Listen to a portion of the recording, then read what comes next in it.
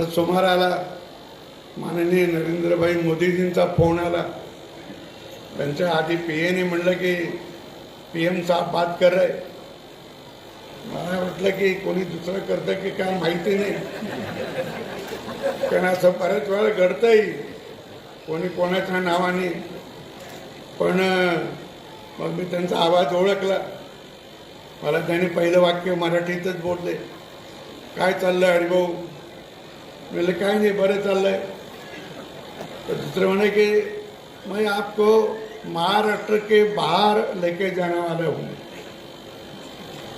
किसी को बोलना नहीं, मैं सबको बता दूंगा.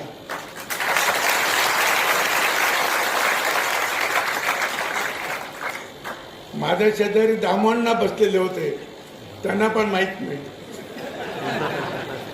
कारण ते फोन माझा फोनचा आवाज